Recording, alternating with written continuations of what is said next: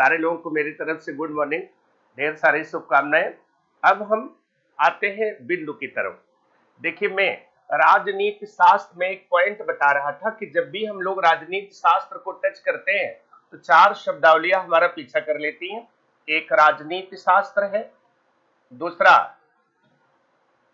राजनीति विज्ञान है, ठीक है, तीसरा राजनीतिक सिद्धांत है, राजनीतिक सिद्धांत है, और चौथा अगर आप उठा के देखें तो राजनीतिक दर्शन है। राजनीतिक दर्शन, बात समझ रहे हैं? सबसे पहले ये जो मेन थीम है, जो आप कह सकते हैं एक चार प्रकार की शब्दावलियां हैं जो आपको सबसे पहले अपना परिचय देती हुई दिखाई देती हैं। तो आज सबसे पहले हम इन्हीं से परिचित होते हैं, इनके बिंदुओं को समझते हैं।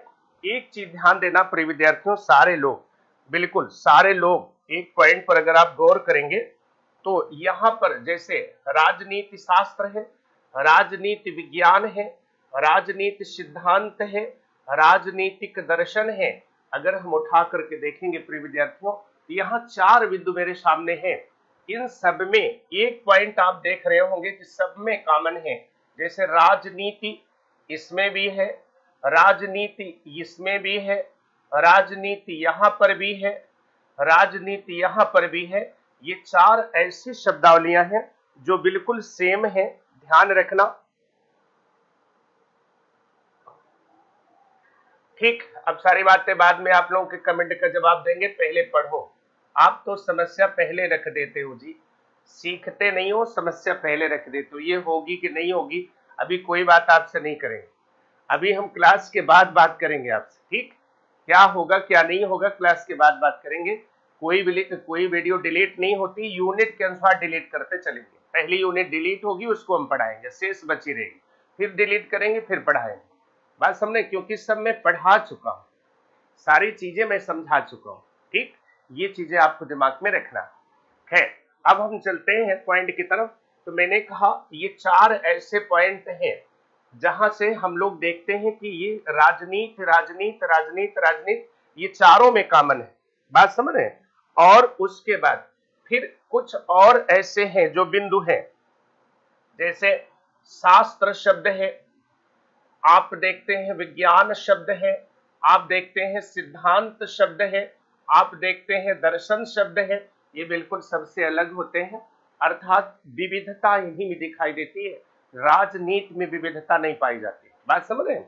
अब एक प्रश्न आता है कि आखिर राजनीति है क्या? ध्यान रखना, इस पर हम लोग विशेष रूप से गौर करते हैं।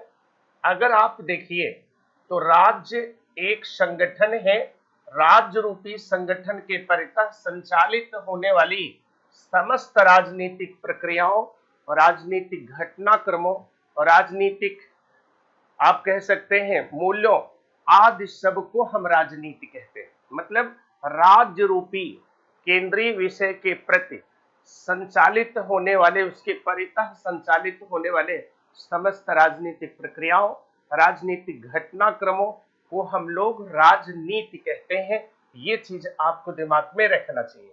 बात समझ रहे हैं? इसको हम क्या बोलते हैं? इसको हम राजनीति बोलते हैं।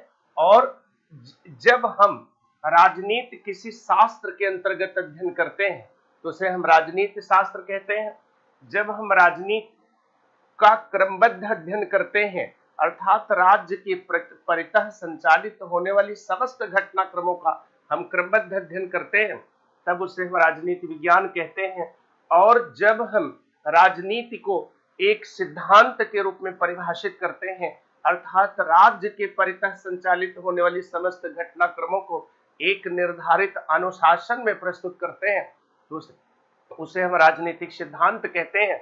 और जिस समय हम लोग राजनीति को अर्थात राज्य के परितः संचालित होने वाले समस्त घटनाक्रमों को दार्शनिक दृष्टिकोण में प्रस्तुत करते हैं, चाहिए की भाषा में प्रस्तुत करते हैं, मूल्यपरक कथन के रूप में प्रस्तुत करते हैं, तब उसे हम राजनीतिक दर्शन कहते हैं। बात कंफर्म हो गई? तो ये चीजें आपको दिमाग में रखना है। तो मेरे कहने का मतलब हो गया ये जो राजनीति शास्त्र है, राजनीति विज्ञान है, राजनीति सिद्धांत है, राजनीति दर्शन है, इसमें चार में आप देखेंगे कि कॉमन शब्दावली है और कॉमन शब्दावली है राजनीति। बात क्लियर हो गई। और राजनीति कहते किसे हैं? अगर आप उठा करके देखें तो राज्य रूपी संगठन के परितः संचालित होने वाली समस्त राजनीतिक घटनाक्रमों को हम राजनीति कहते हैं। और जब वह किसी शास्त्र के अंतर्गत, किसी विधा के अंतर्गत वह अध्ययन किया जाता है तो उसे हम राजनीति शास्त्र कहते हैं। और जब हम इसका क्रमबद्ध अध्ययन करते हैं तो उसे हम राजनीति विज्ञान कहते हैं। और जब हम इसे एक निर्धारित अनुशासन में प्रस्तुत करते हैं, ठीक है, तो उसे हम राजनीतिक सिद्धांत कहते हैं। और जब हम इसे मूल्यपरक कथन के रूप में प्रस्तुत करते हैं तब उसे हम राजनीतिक दर्शन कहते हैं। मेरे कहने का मतलब हो गया, राज्य रूपी संगठन के परितः संचालित होने वाले समस्त घटनाक्रमों को, समस्त राजनीतिक प्रक्रियाओं, मूल्यों को हम राजनीति कहते हैं। और उसके बाद इन चार चीजों को हमें समझ लेना है और इनसे अगर हम जोड़ देते हैं तो पूरी की पूरी परिभाषा हमको समझ में आ जाती है। ध्यान रखना, अभी एक प्रश्न होता है, साहब राजनीति क्लियर हो गया तो शास्त्र क्या है, ठीक है, फिर उसके बाद प्रश्न आता है विज्ञान क्या है, फिर उसके बाद प्रश्न आता है सिद्धांत क्या है, तभी तो हम उसमें जोड़ेंगे। प्रश्न आता है कि दर्शन क्या है। जब इसका कॉन्सेप्ट हम जानते हैं तभी इसमें राजनीति राजनीति राजनीति शब्द को जोड़ देते हैं तो पूरी संकल्पना मेरे सामने आ जाती है। देखो, शास्त्र की परिभाषा होती है शिष्यते अनेन इति शास्त्र। शास्त्र एक ऐसी विधा होती है जिससे छात्रों को शिक्षा मिलती है, जिससे लोगों को शिक्षा मिलती है। शिष्यते अनेन इति शास्त्र, बात समझ रहे हैं? तो कहते हैं कि ऐसी विधा जिसमें राज्य के परितः संचालित होने वाले समस्त घटनाक्रमों का ज्ञान प्राप्त हो, ऐसी विधा को राजनीति शास्त्र कहते हैं। क्लियर हो गया। दूसरी चीज हम कहते हैं विज्ञान का मतलब होता है क्रमबद्ध ज्ञान, ठीक है। जैसे शास्त्र की परिभाषा मैंने समझाया, शिष्यते अनेन शास्त्र, ऐसी विधा जिससे ज्ञान प्राप्त होता है। दूसरी चीज विज्ञान को क्या है? विज्ञान किसी भी विषय वस्तु का क्रमबद्ध ज्ञान, सुसंबद्ध ज्ञान होता है। और जब राज्य के परितः संचालित होने वाले समस्त घटनाक्रमों का क्रमबद्ध ज्ञान प्राप्त करते हैं तो उसे हम राजनीति विज्ञान कहते हैं। अब सिद्धांत आता है। प्रिय विद्यार्थियों, सिद्धांत एक अनुशासन है, एक मार्गदर्शक यंत्र है जो हमारे समय और श्रम दोनों की बचत करता है और हम निर्धारित लक्ष्य तक पहुंचने में सफल हो जाते हैं। तो कहता है एक ऐसा अनुशासन जिसके अंतर्गत राज्य के परितः संचालित होने वाले समस्त घटनाक्रमों, प्रक्रियाओं, मूल्यों, विश्वासों का अध्ययन किया जाता है, इसे हम राजनीतिक सिद्धांत कहते हैं। और फिर आता है दर्शन। दर्शन अगर आप देखेंगे, दर्शन दृश्य धातु से मिलकर बना है, जिसका अर्थ है देखना, साक्षात्कार करना, अनछुए पहलुओं पर दृष्टि डालना, उसे हम दर्शन कहते हैं। तो कहता है जब राजनीति के, राज्य के परितः संचालित होने वाली समस्त घटनाक्रमों को चाहिए की भाषा में एक्सप्लेन करते हैं, मूल्यपरक कथन की भाषा में एक्सप्लेन करते हैं, अर्थात उनके अनछुए पहलुओं को साक्षात्कार करने की कोशिश करते हैं, तब उसे हम राजनीतिक दर्शन कहते हैं। क्लियर हो गया? तो पूरी परिभाषा मुझे लगता है कि आपको वीडियो समझ में आ गई होगी।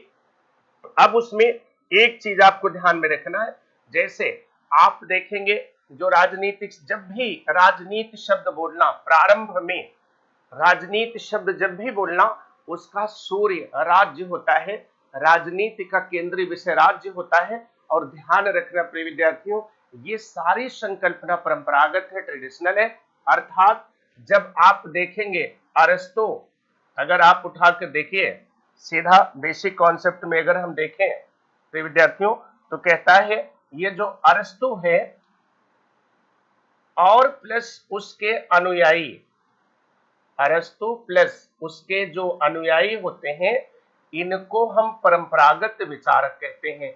और जितने भी इस तरह के विचारक होते हैं वो राजनीति का केंद्रीय विषय राज्य को ही मानते हैं। मतलब अरस्तु प्लस उनके अनुयायी जितने भी विचारक हैं, जितने भी थिंकर हैं, वे सब राज्य को ही केंद्रीय विषय मानते हैं राजनीति शास्त्र के। पहला विचारक चार्ल्स मेरियम है, जो आगे चल करके आएंगे 1925 में। उन्होंने राज्य के स्थान पर मानव के राजनीतिक व्यवहार को केंद्रीय विषय माना है। वहीं राजनीति शास्त्र जो है आधुनिक राजनीति शास्त्र की तरफ बढ़ती है, परंपरागत राजनीति शास्त्र के कलेवर से मुक्त हो जाती है और व्यवहार परक राजनीति की तरफ अग्रसर होती है। बात समझ रहे हैं? तो ये चीजें आपको दिमाग में रखना है। तो यहाँ जब भी बेसिक तथ्य हो उसको आपको समझते चलना है। तो जब कभी आपको सीखना हो कि भैया राजनीति शास्त्र क्या है, राजनीति विज्ञान क्या है, राजनीति सिद्धांत क्या है, राजनीति दर्शन क्या है, वो मैंने आपको समझा दिया। दोनों पक्षों को तोड़ करके मैंने आपको डिटेल में समझाया। अब एक प्रश्न आता है जो सबसे बड़ी चीज है, इसको मैं हटा दे रहा हूं। अब एक प्रश्न आता है, इनके प्रतिपादक कौन है? क्वेश्चन कहां से बन रहा है? कहते हैं इनके प्रतिपादक कौन है। ठीक, ध्यान देना, इनके प्रतिपादक कौन है। तो जब भी कभी ऐसे क्वेश्चन आए तो आपको पता होना चाहिए इनके जो प्रतिपादक हैं, अरस्तु है राजनीति शास्त्र के प्रतिपादक, ध्यान रखना अरस्तु है। राजनीति विज्ञान के प्रतिपादक अरस्तु है।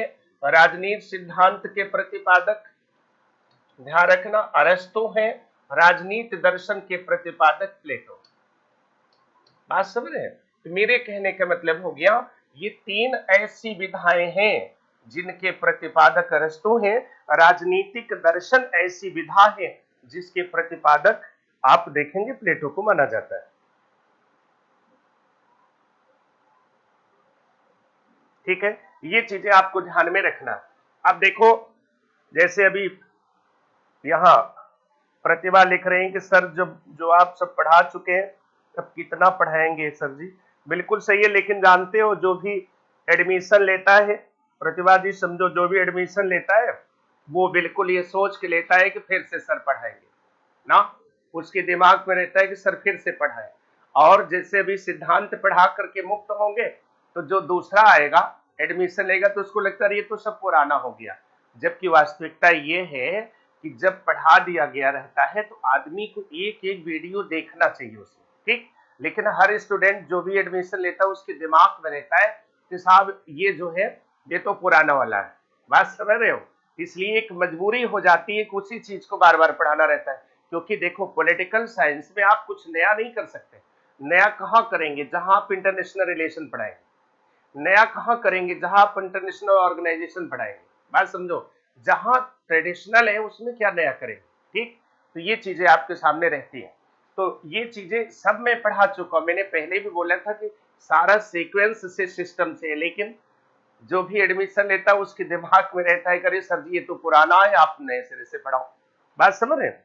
तो प्रक्रिया उसी से चलता है। ठीक, तो ये चीजें आपके सामने है। अब उसके बाद एक चीज आपको दिमाग में रखना है कि जो हमने बताया ना कि तीन है, जो अरस्तु इसके बेसिक है और राजनीतिक दर्शन के बेसिक है प्लेटो, जो इनके प्रतिपादक है।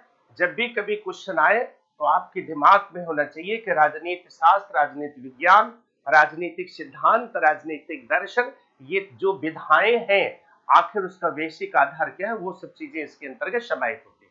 ठीक, अब उसके बाद ध्यान रखना, यहीं से एक विशेष रूप से प्रक्रिया हम लोगों को चलता है। यहाँ एक बहुत बड़ा विचारक हमारे सामने आ चुका है और वो विचारक है अरस्तु। तो जब हम लोग राजनीति शास्त्र, राजनीति सिद्धांत, राजनीति दर्शन, राजनीति विज्ञान का आशय समझ लेते हैं तो उसके बाद हम लोग करते क्या है, फिर ये सोचने की कोशिश करते हैं कि आखिर जिस अरस्तु ने इन सारी विधाओं को दिया है वह अरस्तु वास्तव में है कौन। ध्यान रखना, जिस प्लेटो ने ये सारी विधाओं को, इन राजनीतिक दर्शन को जिस प्लेटो ने प्रस्तुत किया है, आखिर वो है कौन। वास्तव में प्रिय विद्यार्थियों, जो पाश्चात्य राजनीतिक चिंतन है, अगर उसमें से अरस्तु को हम निकाल दें तो पाश्चात्य राजनीतिक चिंतन इंजन विहीन रेलगाड़ी हो जाएगी। इंजन विहीन रेलगाड़ी समझना, क्योंकि पूरी विश्व का जो राजनीतिक चिंतन का सूर्य है, केंद्र है, अगर आप देखें विचारकों में अगर केंद्र किसी को माना जाए तो अरस्तु होता है।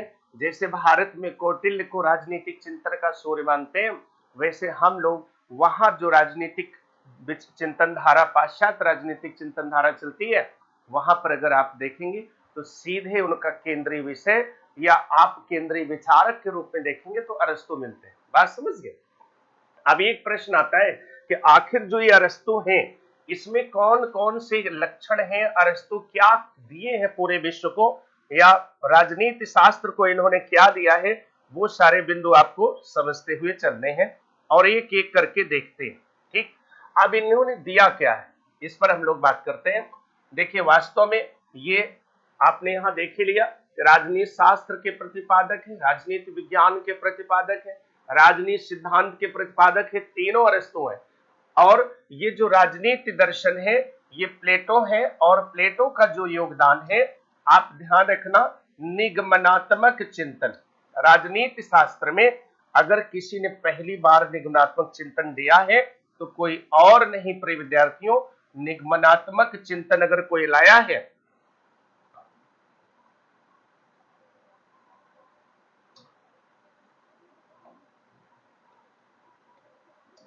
निगमनात्मक चिंतन अगर कोई राजनीति शास्त्र में लाया है तो विचारक प्लेटो है। अब अरस्तु ने क्या दिया है, ध्यान रखना, इन्होंने आगमन पद्धति को प्रस्तुत किया है।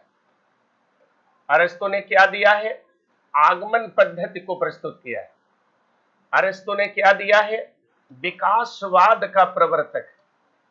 ध्यान रखना, अरस्तु विकासवाद का प्रवर्तक, अरस्तु संविधानवाद का प्रवर्तक, संविधानवाद का प्रवर्तक, अरस्तु संविधान का प्रवर्तक। ध्यान रखना जी, संविधान का प्रवर्तक। अरस्तु तुलनात्मक राजनीति का प्रवर्तक, तुलनात्मक राजनीति का प्रवर्तक। बात समझ रहे हैं। अरस्तु अगर आप गहराई से देखेंगे तो यहां विधि के शासन का प्रवर्तक, विधि के शासन का प्रवर्तक। अरस्तु सीमित शासन का प्रवर्तक, सीमित शासन का प्रवर्तक। बात समझना, मेरे कहने का मतलब हो गया, अगर आप गहराई से देखेंगे तो हम लोग पहले सबसे पहले क्या देखें, हमने सबसे पहले आशय देखा, संकल्पना देखा कि वास्तव में ये जो राजनीति शास्त्र है, जो राजनीति दर्शन है, जो राजनीति विज्ञान है, इन सब का आशय क्या है, इसको हमने देखा। फिर मैंने आपको समझाया कि राजनीति विज्ञान, राजनीति दर्शन, राजनीति विज्ञान, राजनीति शास्त्र और राजनीति सिद्धांत के प्रवर्तक अरस्तु हैं। मैंने आपको समझाया राजनीति दर्शन के प्रवर्तक प्लेटो हैं।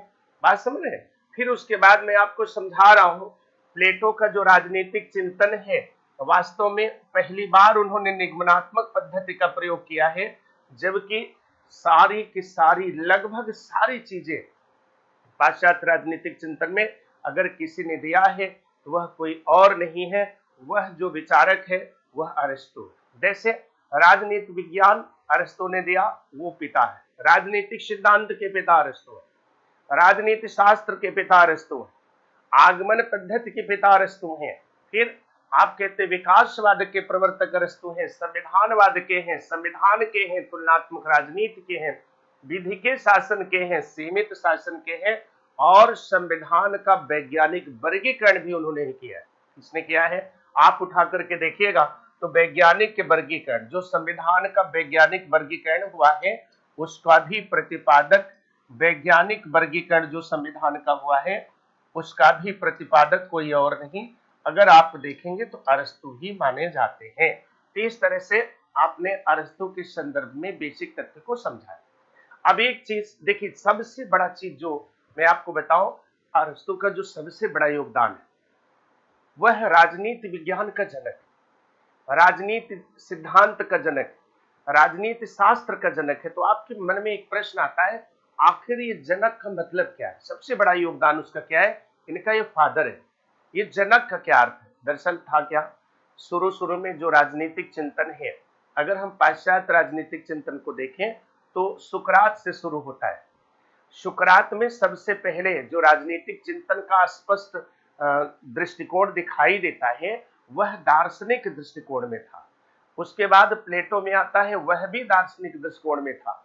जब प्लेटो से अरस्तु में आता है तब वह बदलाव आना शुरू हो जाता है। बात समझ रहे? तो मेरे कहने का मतलब हो गया, कि जब भी आपको चिंतन करना पड़े, थोड़ा सा आपको सोचने की जरूरत पड़े, तो उस पर आपको विचार करना है कि प्रारंभ में जो राजनीति शास्त्र था वो नीति शास्त्र के अंतर्गत बैठा हुआ था। समझना इसको, पहले नीति शास्त्र जो है, एथिकल जो संकल्पना है, ये बहुत पुरानी है। ये राजनीति शास्त्र से भी पहले की विचारधारा है। और चूंकि यूनान की धरती से सब कुछ हो रहा था, तो यूनानी राजनीतिक चिंतन, जितने भी राजनीतिक चिंतक हैं, सब नैतिक है। और यूनानी राजनीतिक चिंतन का केंद्रीय विषय ही नैतिक प्रक्रिया है। बात समझ रहे हैं? तो मेरे कहने का मतलब हो गया, नीति शास्त्र के अंतर्गत राजनीति शास्त्र बैठा हुआ था। पहले राजनीति शास्त्र का जो अध्ययन था वो नीति शास्त्र के अंतर्गत किया जाता था। बात समझ रहे हैं? इसका मतलब हो गया कि नीति शास्त्र में राजनीति शास्त्र बैठा हुआ था। अरस्तु आते हैं, दोनों को अलग कर देते हैं, दोनों को अलग कर देते हैं, नीति शास्त्र को अलग कर देते हैं, ध्यान रखना, और राजनीति शास्त्र को अलग कर देते हैं, राजनीति शास्त्र को अलग कर देते हैं। बात समझ रहे हैं? मेरे कहने का मतलब, नीति शास्त्र को अलग करते हैं, राजनीति शास्त्र को अलग कर देते हैं। ये दो चीजें लेकर के अरस्तु आते हैं, और इसीलिए अरस्तु को पिता माना जाता है, जनक माना जाता है। जब आपसे कोई कहता है कि अरस्तु राजनीति विज्ञान के, राजनीति शास्त्र के, राजनीति सिद्धांत के पिता हैं, क्यों पिता हैं? इसलिए पिता हैं क्योंकि उन्होंने पहली बार नीति शास्त्र के अनुशासन से राजनीति शास्त्र को बाहर किया, और पहली बार राजनीति शास्त्र चिंतन का एक स्वतंत्र विषय बना। ध्यान रखना, चिंतन का, शोध का, लेखन का, अध्यापन का एक स्वतंत्र विषय बना, इसलिए उनको फादर ऑफ पॉलिटिकल साइंस कहा जाता है। बात समझ रहे हैं? तो ये चीजें आपको दिमाग में रखना है, ठीक। तो उसके बाद, अब उसके बाद हमको क्या सीखना है, वो भी हम तथ्यों को देखेंगे। देखिए, ये सारी बातें जो अब तक मैं आपको पढ़ाता रहा, जो अब तक मैं आपको समझाता रहा, इन सब का केवल एक विजन था, या इन सब की केवल एक प्रकृति थी, और वह प्रकृति थी वास्तव में परंपरागत प्रकृति थी, जिसमें अरस्तु और उनके अनुयायी आकर के खड़े। लेकिन चूंकि अभी हम राजनीति शास्त्र को अर्थ स्पष्ट कर दे रहे हैं, तो यहां पर एक और विचारक आता है। ध्यान रखना, यहां पर एक और विचारक आता है जो आधुनिक स्वरूप में आता है। वो कोई और नहीं था, चार्ल्स मेरियम। कोई और नहीं थे, वास्तव में चार्ल्स मेरियम। चार्ल्स मेरियम आगे चल करके चार्ल्स मेरियम थे। चार्ल्स मेरियम ने क्या किया, ध्यान रखना, चार्ल्स मेरियम ने क्या किया, बेसिक रूप में अगर हम देखें, इन्होंने राजनीति शास्त्र का केंद्रीय विषय बदल दिया। इन्होंने कहा राजनीति शास्त्र का केंद्रीय विषय राज्य नहीं है, राजनीतिक व्यवहार है, मानव के राजनीतिक व्यवहार हैं।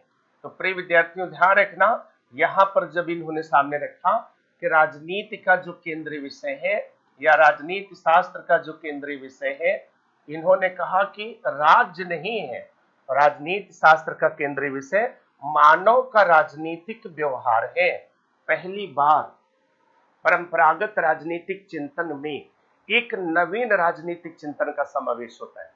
पहली बार जिस राजनीतिक शास्त्र को, जिस राजनीति सिद्धांत को, जिस राजनीति विज्ञान को हम पढ़ रहे थे और केवल अरस्तु के साये में हम चल रहे थे, उसमें पहली बार किसी ने बदलाव किया, तो शिकागो स्कूल के संस्थापक चार्ल्स मेरियम ने किया।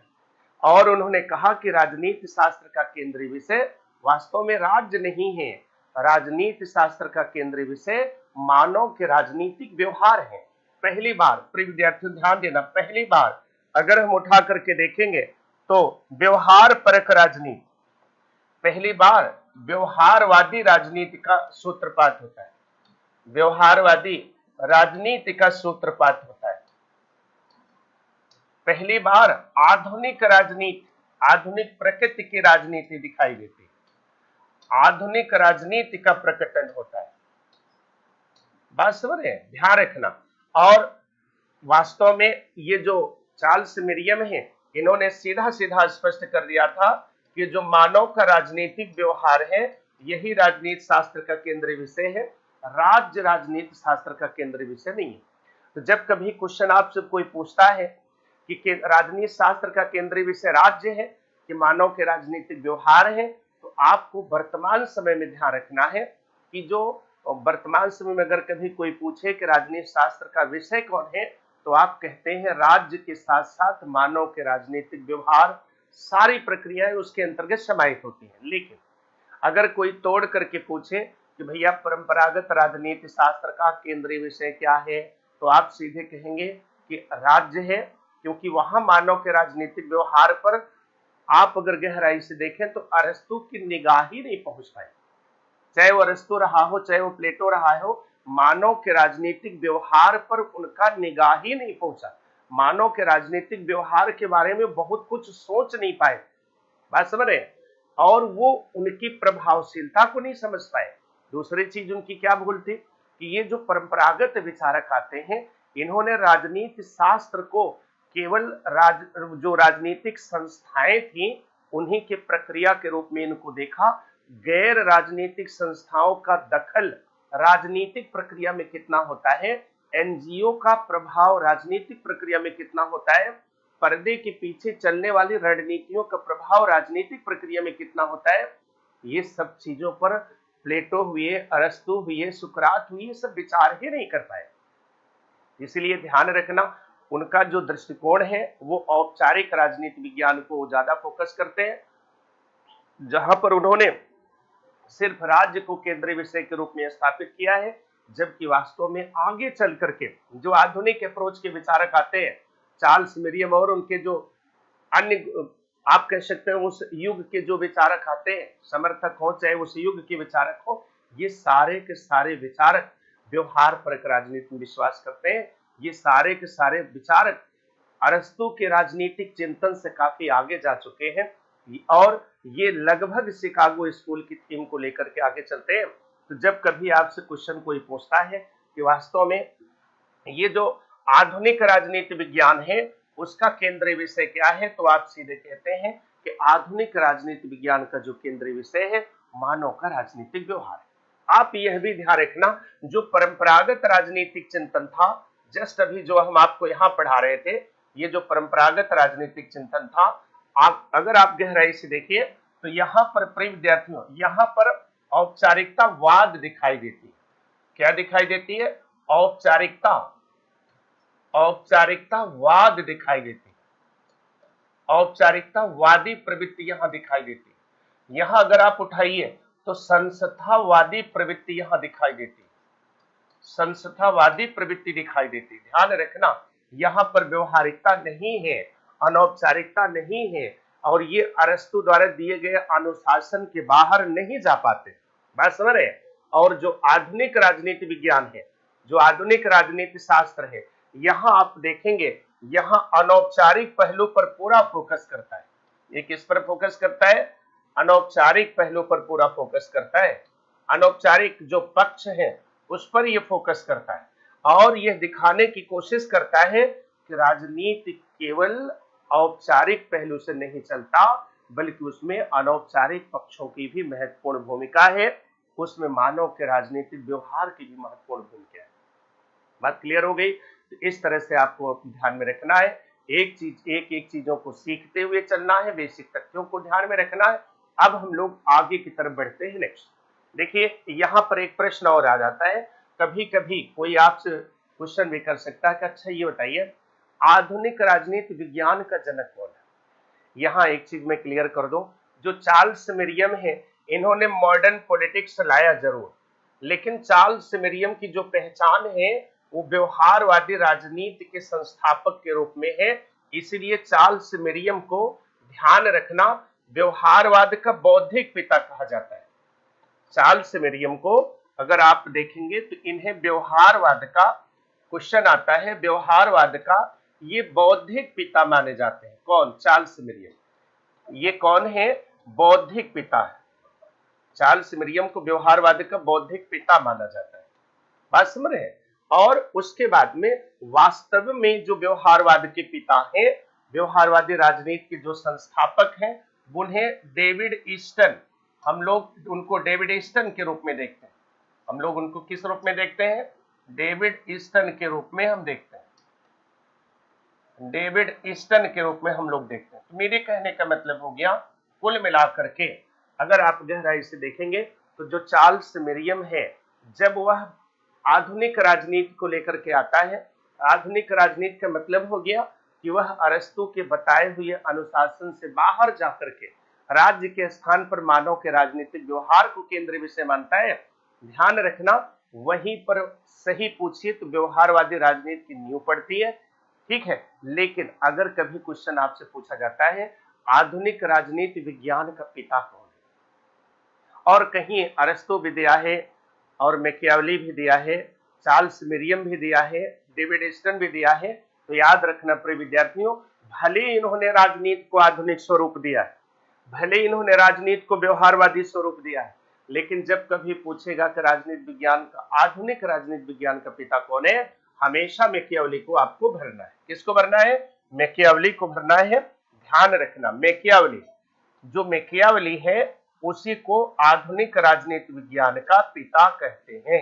कभी कभी प्रश्न ऐसे भी आए हैं कि मैकियावली नहीं रहता, तब उसमें हम चार्ल्स मेरियम को ट्रिक लगा देते हैं। बात समझ रहे हैं? लेकिन अगर आधुनिक राजनीति विज्ञान का पिता पूछेगा तो मैकियावली जरूर रहता है, और इसी मैकियावली को हम लोग आधुनिक राजनीति विज्ञान का पिता मानते हैं। ऐसा क्यों मानते हैं? एक प्रश्न आपके मन में आता होगा कि आखिर हम मैकियावली को आधुनिक राजनीति विज्ञान का पिता क्यों मानते हैं? इसलिए मानते हैं प्रिय विद्यार्थियों, हजारों साल पहले अरस्तु ने जो काम किया था, राजनीति शास्त्र को नीति शास्त्र के सीमा से बाहर निकाल करके स्वतंत्र विषय दिया था, स्वतंत्र विषय का स्वरूप दिया था। आगे चल करके मध्य युग तक आते आते धर्मशास्त्र ने, नीति शास्त्र ने नहीं, धर्मशास्त्र ने राजनीति शास्त्र को फिर अपने अंदर में समेट लिया। कहने का मतलब है, जब मध्य युग आता है तो जो राजनीति शास्त्र है, अगर आप उठा करके देखेंगे, जब मध्य युग आता है प्रिय विद्यार्थियों, जो राजनीति शास्त्र है वास्तव में यह धर्मशास्त्र के अधीन हो जाता है। मतलब पोप, चर्च, धर्म ये हावी हो जाते हैं, तो राजनीति शास्त्र धर्मशास्त्र के अंतर्गत चला जाता है। और यही मैकियावली आते हैं और उन्होंने दोनों को अलग कर दिया, अर्थात धर्मशास्त्र को उन्होंने अलग किया, ध्यान रखना, धर्मशास्त्र को अलग किया और राजनीति शास्त्र को उन्होंने अलग किया। तो जो काम हजारों साल पहले अरस्तु ने किया था, वही काम आप देखेंगे 15वीं 16वीं सदी में स्वयं मैकियावली करते हैं। और अगर आप मैकियावली को देखेंगे प्रिय विद्यार्थियों ध्यान से, तो मैकियावली ने लगभग वही, जैसे अरस्तु के समय में यहाँ नीति शास्त्र था, अंदर राजनीति शास्त्र था, अरस्तु ने नीति शास्त्र से राजनीति शास्त्र को बाहर किया, इसलिए पिता बने। और मध्य युग में धर्मशास्त्र ऊपर हो गया, राजनीति शास्त्र अंदर आ गया, और जो धर्मशास्त्र है इसके अनुशासन से राजनीति शास्त्र को बाहर निकाल करके उसे स्वतंत्र विषय का स्वरूप अगर किसी ने दिया है तो कोई दूसरा विचारक नहीं है, वह मैकियावली है। इसीलिए father of modern political science, इसमें हम आपको मैकियावली को ही ट्रिक लगाते हैं। बात कंफर्म हो गई? तो जब भी इस तरह के क्वेश्चन आपसे पूछे जाएंगे, आप हमेशा मैकियावली को भरेंगे। लेकिन अगर कोई ये पूछे कि आधुनिक राजनीति जो विज्ञान है उसमें मानव के राजनीतिक व्यवहार को केंद्रीय विषय किसने बनाया? चार्ल्स मेरियम ने बनाया, और पहली बार व्यवहारवादी राजनीति को उन्होंने प्रस्तुत किया। उन्होंने परंपरागत राजनीति को बिल्कुल एक नया स्वरूप देने की कोशिश किया। वास्तव में सही पूछिए तो आधुनिक राजनीति का जो प्लेटफॉर्म है इनके राजनीतिक चिंतन में स्पष्ट रूप से दिखाई देता है, लेकिन उसे हम व्यवहार परक राजनीति कहते हैं, ध्यान रखना। और वो व्यवहार परक राजनीति की थिंक टैंक हैं चार्ल्स मेरियम, उन्हें बौद्धिक पिता मानते हैं, जबकि डेविड ईस्टन को हम आधुनिक पिता आप कह सकते हैं। वास्तविक व्यवहारवाद के, व्यवहार परक राजनीति के वास्तविक संस्थापक हम डेविड ईस्टन को मानते हैं। बात कंफर्म हो गई? इस तरह से आपको बेसिक चीजें समझना है। तो मैंने आज 2-3 पॉइंट आपको बहुत डिटेल में समझाया है, क्योंकि आज दूसरी क्लास है, कल तो दूसरी क्या, आज एक तरह से मान लो पहली ही क्लास है, क्योंकि जो कल हमने पढ़ाया था वो केवल सिलेबस मैंने डिस्कस किया था, इसके अतिरिक्त तो कुछ नहीं था। कल हम लोग सिलेबस डिस्कशन किए थे, बात समझ रहे हैं? और उसमें एक चीज आपको ध्यान में रखना है, जैसे मैं अभी समझा रहा था कि जब भी राजनीति शास्त्र, राजनीति विज्ञान, राजनीति सिद्धांत, राजनीति दर्शन पर आप विचार करेंगे, वहां राजनीति शब्द जो है पहले और शास्त्र विज्ञान सिद्धांत और दर्शन अलग है। मैंने कहा था कि इन ऊपर के तीनों के प्रतिपादक अरस्तु हैं, राजनीतिक दर्शन के पिता प्लेटो हैं। फिर मैंने आपको ये समझाया कि अरस्तु ने दिया क्या है, बहुत कुछ दिया उसने, आगमन पद्धति, विकासवाद, संविधानवाद, संविधान, तुलनात्मक राजनीति, विधि के शासन, सीमित शासन, वैज्ञानिक वर्गीकरण, सब कुछ दिया। लेकिन अरस्तु का जो राजनीति विज्ञान है वो औपचारिकतावादी है। अरस्तु का आधुनिक राजनीति विज्ञान है वो परंपरागत दृष्टिकोण का समर्थक है और संस्थावादी विचारधारा है। फिर मैं उनको बताया कि जनक क्यों है, क्योंकि पहले नीति शास्त्र में राजनीति शास्त्र रखा था। अरस्तु पहला विचारक है जो दोनों को अलग किया, इसलिए उसको पिता हम लोग मानते हैं। राजनीति शास्त्र को स्वतंत्र चिंतन के विषय के रूप में उसी ने ही इसको स्थापित किया है। बात क्लियर हो गई। फिर मैंने आपको समझाया कि अरस्तु के बाद एक नई विचारधारा आई जिन्होंने मानव के राजनीतिक व्यवहार को केंद्रीय विषय माना, और वह विचारधारा चार्ल्स मरियम से चलती है। और ध्यान रखना चार्ल्स मरियम को व्यवहार पर राजनीति के बौद्धिक पिता माना जाता है, और जो वास्तव में व्यवहारवाद के संस्थापक है वो डेविड ईस्टन है। समझना, आधुनिक राजनीति वास्तव में अगर कोई देता है मॉडर्न पॉलिटिक्स तो चार्ल्स मरियम के दृष्टिकोण से आता है, लेकिन आधुनिक राजनीति विज्ञान का पिता हम लोग मैकियावेली को मानते हैं। क्यों मानते हैं वो भी मैंने पूरा आपको डिटेल में समझा दिया। तो इस तरह से आज की क्लास मेरी यहीं तक रहेगी। कल हम लोग फिर मिलेंगे, आगे बढ़ेंगे।